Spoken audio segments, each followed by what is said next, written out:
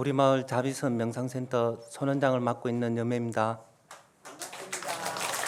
반갑습니다. 한 주 동안 건강하고 행복하게 잘 지내셨습니까?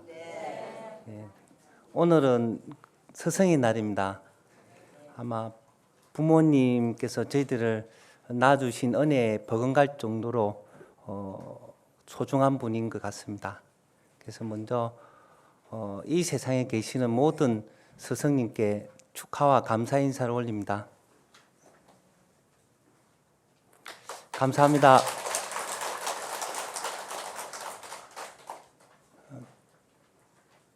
저희 은사스님하고는 제가 송강사에서 출가를 해가지고 송강사에서 제 스님을 뵀습니다. 송강사는 행자 생활을 하면요, 행자들한테 이제 은사스님을 정할 수 있는 그 권한을 줘요. 행자하는 동안 존경스럽고 또 마음에 와닿고 정말 이분한테 내가 은사스님으로 모셔가지고 출가 생활을 했으면 좋겠다라고 이런 기회를 봐서 인연을 이렇게 맺게 해주는데요. 저는 그때 좀 잘 몰랐어요, 솔직히. 그냥 밥하면 밥 시키면 밥하고 풀 뽑으라면 또 풀 뽑고 이렇게 행자 생활만 한 거예요. 전혀 은사스님에 대해서는 좀 솔직하게 말씀드리면 개념도 잘 몰랐어요. 그냥 출가하면은 어느 시점 되면은 그냥 스님이 되는 줄 알았습니다. 그 행자 생활을 하고 있는데 어느 날 교무스님 오신 거예요. 교무스님 오셔가지고 자기가 지금 이제 계를 받아야 되니까 은사스님을 정해야 된다. 은사스님을 이렇게 쪽지를 나눠주면서 이 쪽지에다가 정하고 싶은 은사스님으로 모시고 싶은 스님이 계시면 이렇게 종이에 적으라고 이렇게 말씀을 해주시는 거예요. 저는 전혀 생각을 해본 적이 없으니까 그냥 고만히 쓰는 거예요. 고만히 쓰니까 교무스님께서 너는 왜 안 적냐고. 잘 모르겠습니다 이러니까 그러면 오늘 오후 5시까지 좀 고민을 해가지고 쪽지에다 적어내라고 이렇게 말씀하시는 거예요. 그래서 또 이제 사시 공양 준비하고 또 울력하고 한 5시에 이제 가까워진 거라.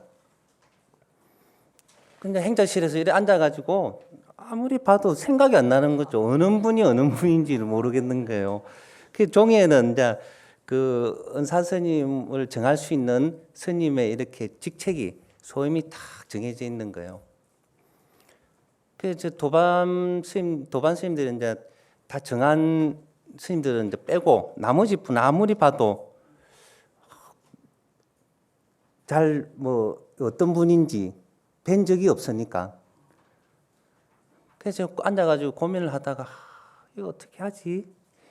5시는 이제 가까워지는데 그래서 제가 문득 생각난 게 학교 다닐 때 잘한 게 있습니다.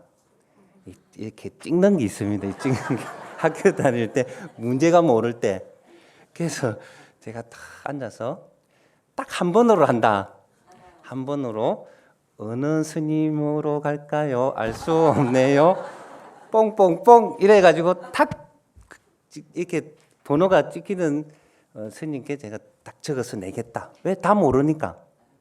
그래서 눈을 감고 앉아 이렇게 어느 스님으로 갈까요? 알 수 없네요. 뽕뽕뽕 하니까 이제 강주 스님이 강주 스님이 뭐 어느 분인지 쪽이 쓰가 낸 거예요. 그렇게 해가지고 지금의 제 은사 스님을 이제 인연을 맺고 제가 이제 출가를 하고 계를 받고 지금 19년째 이렇게 모시고 살고 있습니다. 그 재작년에 이제 제가 이제 저희 스님을 모시고 부산에 이제 법회를 이제 가는데 갑자기 야 너는 어떻게 해서 나를 택했냐 이러는 거예요. 그 저는 그 이후로 딱 계를 받고 보니까 이 은사라는 이 분이 어떤 분이냐면은 마치 부모보다도 더 소중하고 어떨 때는 더 무섭고 정말 죽으라면 죽을 신용도 해야 될 분이 이런 분인가를 생활하면서 알겠더라고요. 근데 그런 분을 제가 이렇게 뽕뽕뽕으로 찍었으니까 얼마나 죄스럽습니까? 지금 너무 죄스러워가지고 일단 비우개 받기 전까지는 절대 그 무릎을 꿇고 있고 또 제대로 이렇게 쳐다보지도 못했어요. 그리고 또 하루에 방 청소도 또 3번을 가야 되겠고 나름대로 규칙을 정했어요. 너무 그 죄책감 때문에 죄스럽고 또 미안하기도 하고. 그래도 당신은 그 상자 받았다고 좋아하시면서 가사장수도 사주고 옷도 사주고 바로도 사줬을 건데 저는 좀 그렇게 못해가지고 이제 그렇게 이제 시봉을 했습니다. 강원에 있을 때.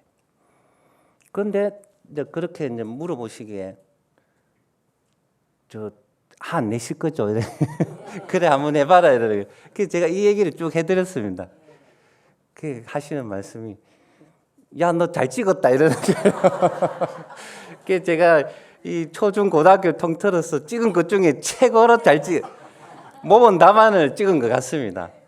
100점짜리를 찍었습니다. 그렇게 이래 보니까요, 제가 19년에 이렇게 지내오면서 인연이라는 게 다른 게 없구나. 이 첫 만나는 이 순간이 벌써 인연의 시작이고 떨어지는 순간이 인연의 끝이고 이것이 반복되는구나. 그리고 또 원인 속에 결과가 있고 또 결과에 또 원인이 있듯이 부처님 가르침이 이런 거구나. 특별히 뭔가 다른 게 있어가지고 잘 알아서 제가 이렇게 은사 스님을 모시고 이렇게 사는 게 아니라 그 순간에 이 찍은 것만으로도 지금 이렇게 모시고 살고 이러는데 하물며 다른 인연이나 말할 거 있겠습니까? 뭐냐 배로 낳고 부모, 자식 그리고 부부, 형제 이는 말할 것도 없을 것 같아요.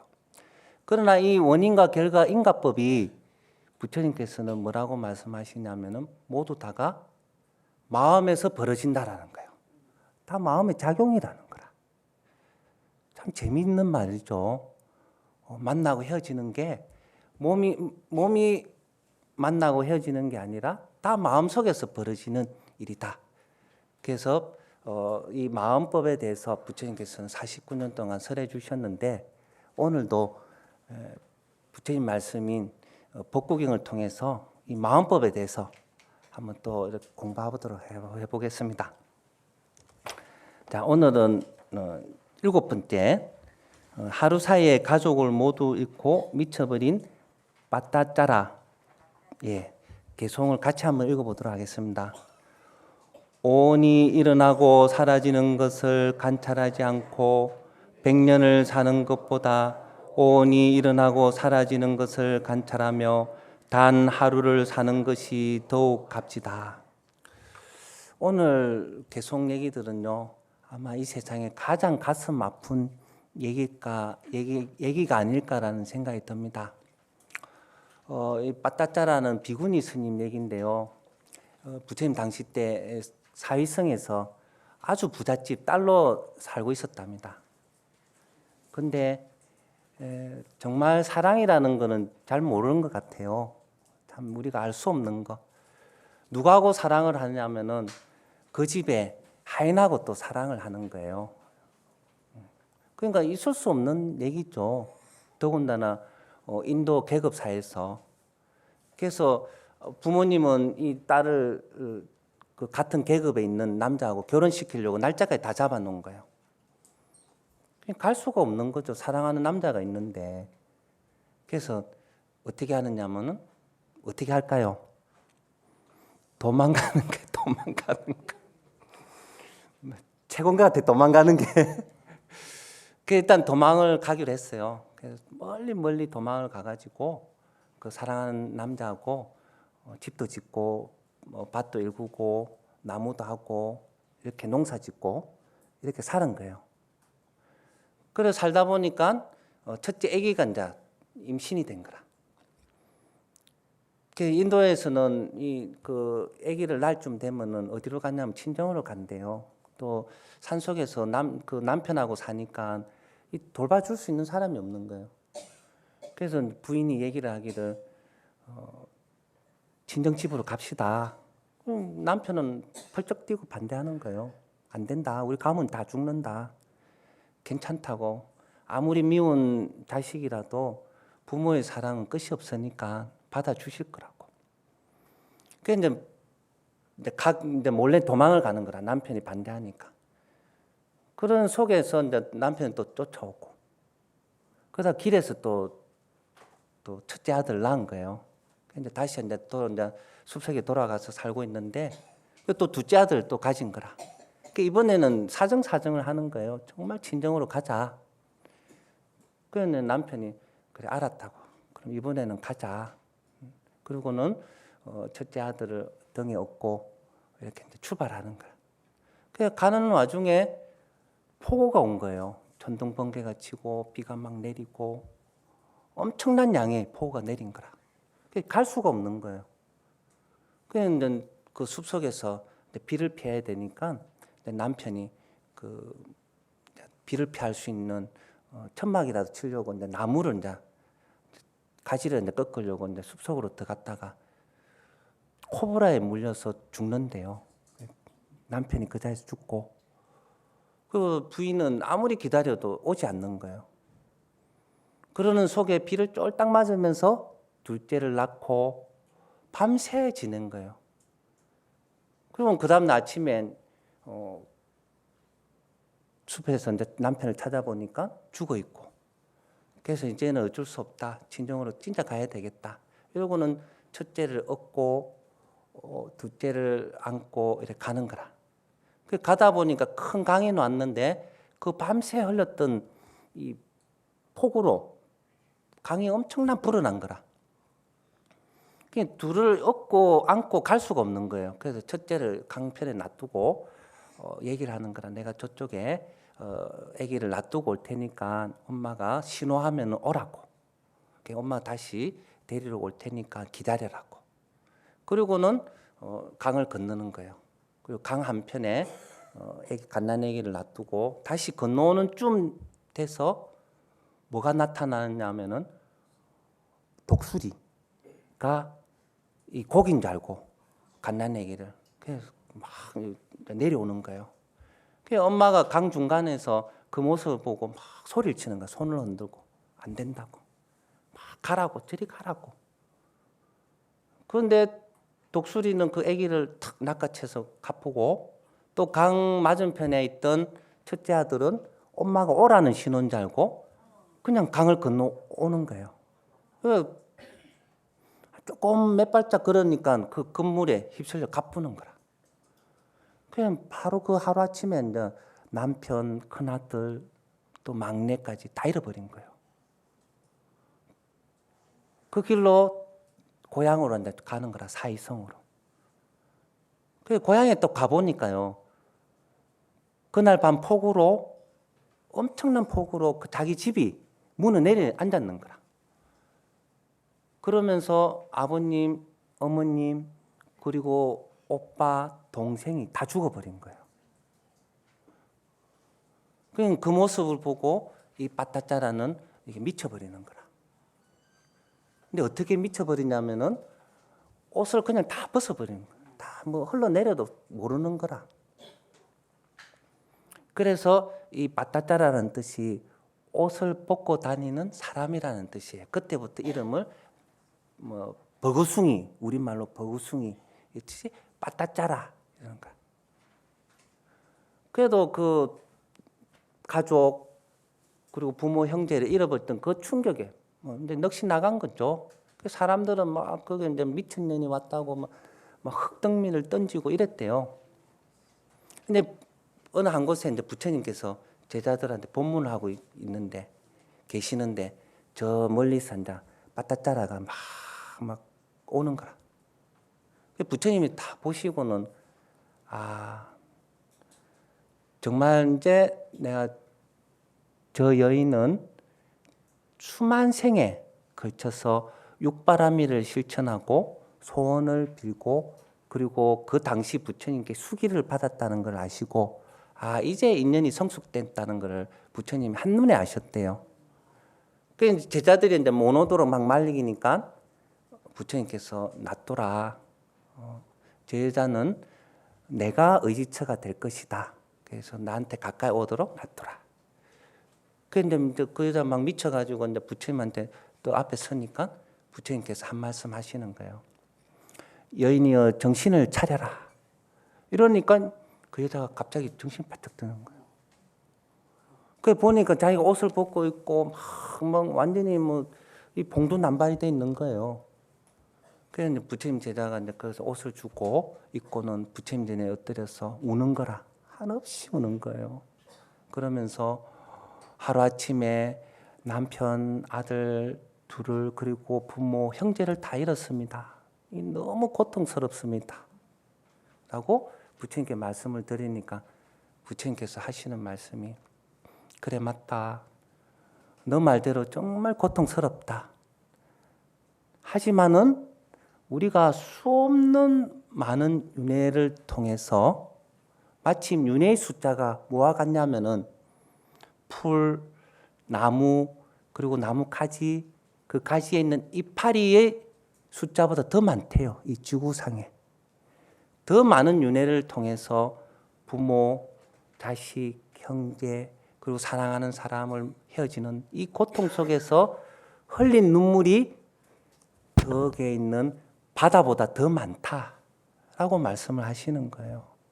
그리고 또 우리가 축생으로 태어나고 그렇게 해가지고 양이나 소나 돼지로 태어나서 목이 잘려가지고 흘린 피가 또한 저 바다보다 많다라고 말씀을 하시는 거예요. 그래서 이 생뿐만 아니다. 그 부처님 법문을 듣고 이제 이 빠따짜라 정신이 돌아오는 거라. 돌아오면서 부처님 저도 출가하고 싶습니다. 이러면 그 자리에 출가를 하는 거예요. 출가를 해가지고 열심히 이제 수행 정진을 하는데 한날은 이 빠따짜라 스님이 이 발을 씻는 거예요. 발을 이제 씻어서 양동이 물을 떠놓고 세수대에다 물을 떠가면서 발을 씻고 있는데 첫 바가지를 퍼니까 물이 세수대야를 흘러서 어느 중 가더니만은 땅 속으로 스며드는 거라. 또 두 번째 바가지를 퍼서 또 담으니까 물이 조금 더 흘러가서 땅에 스며들고 또 세 번째 바가지를 퍼니까 더 멀리 가서 땅에 스며드는 모습을 이렇게 바라보는 거예요. 그러면서 사람들은 오는 거는 순서대로 오지만은 어떤 사람은 첫 번째 물처럼 갓난 아기 때 죽는 사람이 있고 또 두 번째 바가지 물처럼 조금 더 꽃다운 나이에 죽는 사람도 있고 세 번째 바가지처럼 나이가 들어서 죽는 사람이 있구나. 마침 이 세상은 항상 끊임없는 생로병사에서 오는 거는 순서가 있지만 가는 거는 순서가 없구나. 이렇게 생각을 하는 거예요. 계속 관찰하는 거야. 그때 부처님께서 이 사실을 아시고 오셔가지고 이 개송을 일러주셨답니다.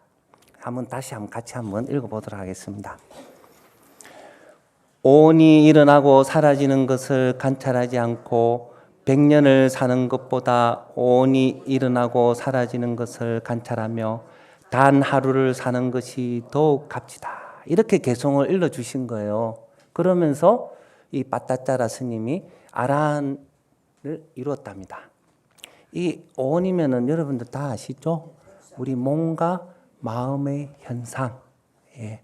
우리 몸과 마음의 현상은 끊임없이 생로병사, 성주계공, 끊임없이 생겨났다가 사라졌다가 하는 존재라는 거예요. 그것을 모르고 100년을 사는 것보다 단 한 번 나의 내면을 들여다보면서 내적 관찰을 통해서 하루를 사는 게 더 낫다라고 부처님께서 말씀하십니다. 정말 가슴 아픈 얘기겠지만은 그래도 그거로서 그 고통을 통해서 다시 극복하고 출가를 해가지고 이렇게 깨달음을 이룬답니다. 그런 거 보면은 부처님의 가르침은 크게 네 가지로 나누죠. 경전을 통틀어서 봐도 딱 네 가지입니다. 첫 번째, 고통, 괴로움. 두 번째, 괴로움의 원인. 세 번째가 괴로움이 소멸했을 때의 기쁨. 그다음 네 번째가 괴로움을 소멸하는 방법을 49년 동안 끊임없이 저희들에게 설해 주시는 거예요. 그 방법은 항상 변한다. 이 변화를 관찰하는 거라. 몸도 이렇게 보면은 끊임없이 변하죠. 어제 모욕을 했지만 오늘 또 이렇게 때를 밀어보면 때가 놓습니다. 안 놓을 것 같죠. 마치 모욕할 때는 막 2시간, 3시간 다시는 때가 안 놓을 것처럼 밀지만은 하루 자고 나면은 때가 나듯이 이 몸은 끊임없이 생겨났다 사라졌다. 그게 더불어 마음도 마찬가지라는 거예요. 제가 처음에 말씀드렸듯이 원인과 결과, 인과법은 어디서 이루어진다? 마음에서 이루어진다는 거예요. 우리도 이렇게 부처님 말씀을 통해서 내적 관찰 한번 또 해보는 거예요. 그리고 또 다음 개송은 또 이 개송도 또 마음 아픈 개송입니다. 어쩔 수 없이 오늘은 어쩔 수 없습니다. 예, 다음 또 8번째, 아들을 살리려고 겨자씨를 구하러 다닌 끼사 고따미. 예, 이 얘기는 여러분들 정말 유명한 얘기죠. 하얀 겨자씨를 구했던, 그걸 통해서 아들의 죽음을 고통에서 벗어났던 일화로 대단히 유명합니다. 한번 개송을 한번 읽어보도록 하겠습니다. 죽음이 없는 열반을 보지 못하고 100년을 사느니 죽음이 없는 열반을 보고 단 하루를 사는 것이 더욱 값지다. 또 그 사이성에 그 끼사 고땀이라는 여인이 살고 있었어요. 근데 이 끼사라는 말이 아주 몸이 이렇게 가냘팠나 봐요. 가냘팠나. 그래서 끼사가 가냘픈 고땀이, 고땀이는 이제 이름이고요. 아주 가냘파가지고 근데 끼사 고땀이라 하는데 이 여인이 결혼을 해서 아기를 낳은 거예요. 근데 아기가 이제 말을 하고 그럴 때쯤 죽어버린 거라 갑자기. 근데 끼사 고땀이는 지금까지 죽음을 본 적이 없는 거예요. 그러니까 이해를 못하는 거지. 그러니까 가족들이 이 갓난 아기를 이제 하장을 하려고 데리고 가려니까 안 된다. 내 아들은 내가 살릴 거다. 이 세상에는 살릴 수 있는 방법이 있을 거다 하면서 그 갓난 아기를 안고는 돌아다니는 거예요. 내 아들이 죽었는데요. 이 아들을 살릴 수 있는 방법을 가르쳐 주세요. 집집마다 돌아다니는 거예요. 그럼 뭘 하겠어요, 사람들이. 또 미친 사람이 또 있구나. 이렇게 하는 거예요. 오히려 더 비난을 하는 거예요. 그렇게 이제 돌아다니고 있는데 그때 현명한 사람이 그걸 보고는 저 여인이 젊은 새댁이 아기도 처음 나보고 또 죽음에 대해서 처음 보니까 저럴 수 있겠구나. 그리고는 가서 얘기를 해줍니다. 나는 살릴 수 있는 방법은 없지만은 저기 가시면은 기원정사 가시면은 석가모니 부처님이라고 계시는데 그 부처님께서는 아마 살릴 수 있는 방법을 알고 계실 겁니다. 이렇게 얘기를 해주는 거예요. 그 말 듣고는 그 자리에 이제 달려서 기원정사로 가는 거예요. 부처님께 엎드려서 삼배의 예를 드리고 제 아들이 그저께 죽었어요. 부처님 제 아들을 살려주세요. 이렇게 그래 좋다 내가 살려줄게. 하지만 단 한 가지 살릴 수 있으려면 하얀 겨자씨가 있어야 된다는 거예요. 그러나 그 겨자씨는 어떤 겨자씨냐면은 그 집에 얻어오는 집에 한 번도 아들이나 딸이나 사람이 죽은 적이 없는 집을 가서 그 하얀 겨자씨를 얻어오라는 거예요. 그냥 기사 꽃다미가 막 살릴 수 있는 방법 하얀 겨자씨만 있으면 좋다고 이제 가는 거예요. 그래서 집집마다 가는 거예요. 그래서 이제 첫 번째 집에 가서 하얀 겨자씨가 있습니까? 이러니까 예 있습니다. 그것 좀 주세요. 이 하얀 겨자씨가 나의 죽은 아들을 살릴 수 있답니다. 이러니까 그 집에서도 아이고 그래요 이러면서 겨자씨를 주는 거예요. 한 대박을. 그래 받으면서 기사 꽃다미가 물어보는 거야. 근데 이 집에 아들이나 딸이나 사람이 한 명도 죽은 적이 없습니까? 그러니까 아이고 무슨 말씀은요. 우리 집은요. 산 사람보다 죽은 사람 숫자가 더 많아요. 이렇게 얘기를 하는 거예요. 그러면 안 됩니다. 또 다른 집에 가서 또 얘기하니까 나는요. 아들 둘, 셋 다 잃었어요. 집집마다 가보니까 다 그런 거라. 한 반나절 지나서 저녁쯤 되니까 점점 깨닫기 시작하는 거예요. 아, 내만이 자식을 잃지 않았구나. 이 세상 모든 사람들이 가족, 사랑하는 사람, 형제를 잃는구나. 이러면서 정신이 돌아오는 거라. 그리고 이 세상에는 산 사람보다 죽은 사람이 더 많구나. 라는 거예요. 그러면서 이 갓난 아기를 이 또한 내 아들은 죽어서는 다시 올 수 없구나. 그러면서 화장을 해주고 장례를 치러주고 다시 부처님께 돌아온답니다. 돌아와서 부처님께 인사를 드리고요. 얘기를 하는 거예요. 부처님께서 그래 계자씨를 구해왔느냐 이러니까 구할 수가 없었습니다. 부처님께서 법문을 하시는 거예요. 그래 맞다. 이 세상은 끊임없이 변하는 거다. 또 여기에서도 그런 말씀하는 거예요. 우리 인생은 재행무상이다. 다른 말로 늙고 병들고 죽는다. 라고 얘기를 했는데 법문을 해주시는 거예요. 그 법문을 듣고 끼사꽃다미도 출가를 하는 겁니다. 또 출가를 해가지고 열심히 수행정진하는데 촛불 켜는 그 사원의 법당에 이제 촛불 켜는 소임을 맡았대요. 촛불을 이렇게 끄고 켜고 하는데 한날은 촛불을 다 이렇게 켜고는 앉아서 이렇게 촛불을 바라보니까 어떤 촛불은 잘 타오르는 거라. 어떤 촛불은 금방 지식하면서 사그라지면서 꺼져버리는 거예요. 촛불도 그렇구나. 우리 인생도 그렇구나. 오고 가면 오는 거는 순서가 있어도 가는 거는 순서가 없구나.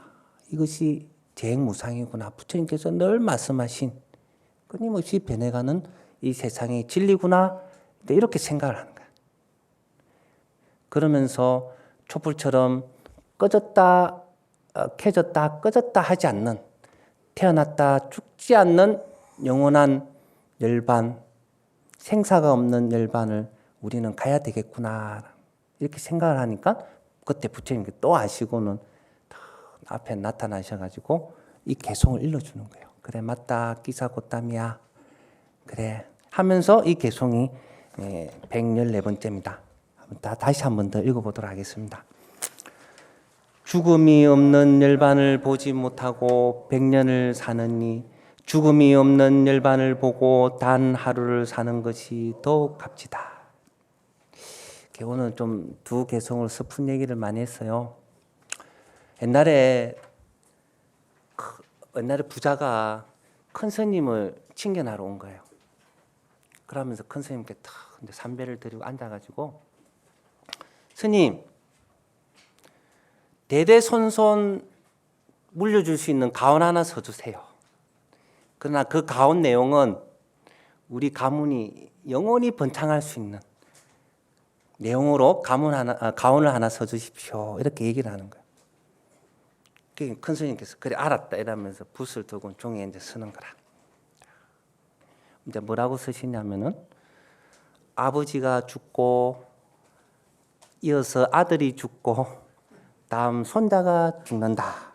이래가지고 종이에 떡 써주니까 그 부자가 그걸 딱 보고는 큰 스님 지금 농담하십니까? 아니 지금 이 내용이 내가 죽고 아들이 죽고 손자가 죽는다는데 이게 지금 말이 됩니까? 화를 버럭 내니까 큰 스님께서는 웃으시면서 이만큼 좋은 가온이 없다. 왜냐?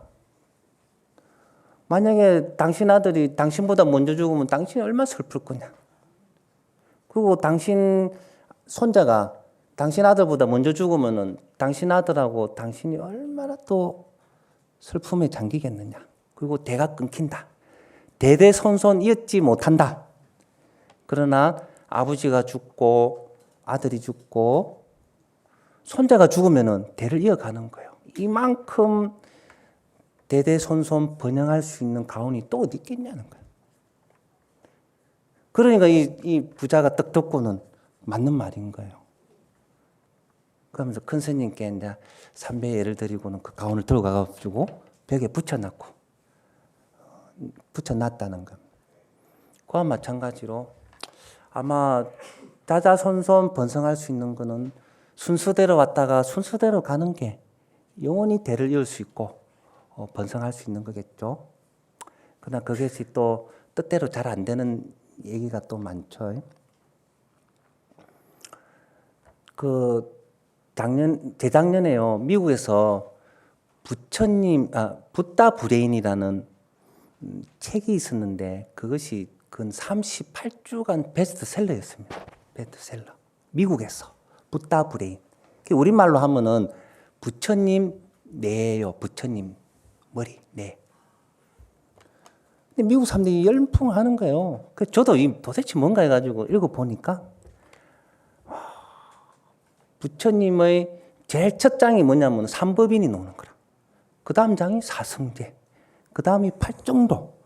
그러면서 삼법인 사성제 팔정도를 통해서 명상을 하면서 내 구조가 어떻게 바뀌어가는가. 이 몸이 어떻게 바뀌어가는가. 그러면서 그 뇌에서 일어나는 호르몬 분비가 어떻게 되는가에 대해서 쓴 책이더라고요. 그 몰핀이라는 약 아시죠? 몰핀이 어디서 나오느냐면은 양귀비에서 나오는 거예요. 양귀비. 마약이에요. 제가 군에 있을 때 훈련 나가면 꼭 몰핀 주사 2대를 줘요. 만약에 전쟁이 나서 총을 맞았다든가 다치면은 그 주사를 나오면은 안 아프다는 거라. 그리고 또 쓰는 데가 엄청난 고통을 받고 있는 환자들한테 쓰는 거예요. 일반 밖에서는 이제 금지돼 있죠. 그 정도로 이는 진통제 약인데 1975년도 영국에서요. 이 몰핀보다도 더 강한 200배 강한 약이 우리 인체 내에서 저절로 인체 내에서 분비된다는 것을 발견한 거라. 그래서 몸에서 나오는 몰핀이라고 해가지고 엔돌핀, 엔돌핀이라고 붙였대요. 많이 들어보셨죠? 예. 근데 이 엔돌핀은요 언제 나오느냐면은 행복할 때 나온대요. 웃을 때, 행복할 때, 기쁠 때, 그리고 사랑받을 때, 그리고 사랑을 줄 때. 그게 하나 더 넣는다면 보시할 때, 남한테 베풀 때. 그럴 때 이 몸에서 분비가 된답니다. 근데 이 엔돌핀이 어떤 역할을 하냐면요. 제일 작게는 피로회복, 그리고 살균, 그리고 면역 강화, 그리고 암을 치료하고요. 심지어는 요즘은 에이즈까지 낮출 수 있을 정도의 효과를 갖고 있답니다. 근데 근래에 들어서 이 엔돌핀보다도 4,000배가 높은 분비물이 나온다는 것을 발견한 거예요. 그것이 뭐냐면은 다이돌핀이라고. 아마 인터넷 검색해가지고 다이돌핀 치면요 쫙 나올 거예요. 최근에 발견됐다. 근데 이 다이돌핀은 어떻게 나오느냐? 일단은 엔돌핀이 나온 상태에서 그리고 행복하거나 기쁘거나 웃을 때. 근데 이 상태에서 계속 지속될 때 이 다이돌핀이 나온답니다. 그리고 또 하나가 뭐냐면은 명상할 때예요. 명상할 때랍니다. 조용히 이렇게 앉으셔가지고 제가 첫째 시간에 여러분께 말씀드렸듯이 자신을 사랑하는 거예요. 그러면서 나의 몸과 마음에 일어나고 사라지는 현상들을 내적 관찰을 할 때 그때 다이돌핀이 나오는 거예요. 그래서 제가 이걸 다 보고는 그렇구나. 저희들이 무슨 기적이 났다. 종교 신앙생활 해가지고 내가 몸이 낫다. 있을 수 없는 일이 벌어졌다 할 때 보니까 과학적으로는 의학적으로는 이런 얘기가 아닐까라는 생각이 듭니다. 엔돌핀이 4,000배니까요. 어떤 질병이건 다 나사버리는 거예요. 그래서 중요한 거는 끊임없이 지속이 돼야 된다는 거예요. 지속이 되고 또 하나는 아니면은 명상을 한다든가 또 아니면은 끊임없이 상대를 위해서 자비심을 베푸고 또 보시를 하고 봉사활동을 끊임없이 한다는 거예요. 그래서 보니까 건강하는 방법은 별거 없구나. 정말 여러분들 지금 불자님들이 지금 최고 건강법을 지금 웰빙 하는데요. 웰빙 하는데 야, 우리 불자님들이 최고 건강법을 하고 있구나. 뭐 합니까? 첫 번째, 절에 오면 절하죠. 그죠? 독경하죠. 그리고 또 보시하죠. 또 봉사활동하죠. 그리고 또 앉아가지고 자선하죠. 그리고 또 본문 듣죠. 야, 최고의 이 웰빙의 방법이구나. 그러다가 더 나아가서는 생사를 벗어날 수 있는 부처님께서 경전에 반드시 정확하게 얘기해난 이는 내적 관찰, 삼법인의 관찰을 통해서 생사를 벗어날 수 있는 열반에 이를 수 있다라는 말씀을 반드시 해놓은 거예요. 그래서 보니까 야, 우리 정말 행복한 사람들이구나. 이런 생각이 듭니다. 네, 감사합니다.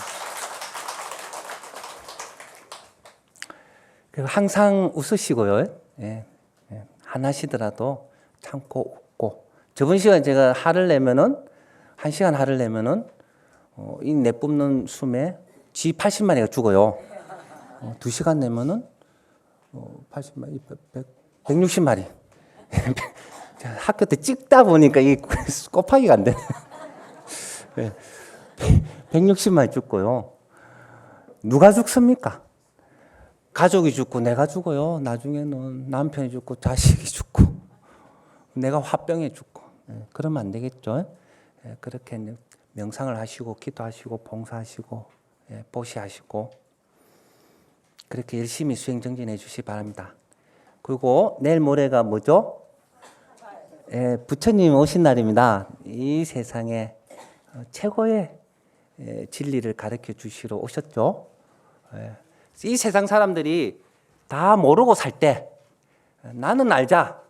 뭐를 어디서 어디로 가는지, 왜 사람은 생로병사를 겪는지, 왜 이 마음은 일어나고 사라지는지 이를 그때 전부 다 그냥 순응해가 살 때, 업의 순응해가 살 때 부처님께서는 벗어난 거라. 그래서 6년 동안 고행을 통해서 아신 분이에요. 그거를 우리한테 가르쳐 놓은 거라. 그러니까 우리는 부처님 은혜에 보답하는 방법이 우리 자신을 알아가는 거예요. 끊임없이 아니면은 손을 이렇게 관찰해도 좋고요. 그 끼사고 땀이 스님처럼 이렇게 촛불을 관찰해도 좋고, 아니면 자연 현상을 관찰해도 좋고, 아니면 자식이 크는 모습도 좋고, 여러 가지 방법이 많습니다. 그래 관찰해가지고 부처님 은혜에 보답하고요. 그리고 각 절에 그리고 여기 무상사 그리고 다니는 원찰에 가셔가지고 연등도 켜고, 그리고 또 뭐를 켜느냐? 마음의 등불을 켜는 거예요. 마음의 등불을 켜시는 거예요. 그 켜는 방법은 뭐다? 깨어 있는 거예요. 등불을 켜면은 환해지죠. 그와 마찬가지로 마음의 등불은 깨어 있는 거라. 무엇에 깨어 있는 거예요? 이 자신, 내 마음에 대해서, 몸에 대해서, 그리고 남편에 대해서, 자녀에 대해서 지금 얼마나 고통을 받고 있는가, 힘든가, 행복한가 관심을 갖는 거예요. 그래서 그게 마음의 등불을 밝히셔가지고 부처님 은혜에 보답하는 겁니다. 아시겠죠? 예, 그리고 한 주 동안 정말 부처님 뜻을 기리시고 그리고 행복한 한 주 되시고요. 그리고 그 마음의 등불을 밝히셔가지고 댁에서 단 5분 10분 기도 끝에 앉으셔가지고 자신을 사랑하는 거예요. 고생했다, 고맙다, 내가 좀 잘못한 거 있으면 미안하다, 용서해주라, 이렇게 한번 해보십시오. 아시겠죠? 예, 감사합니다.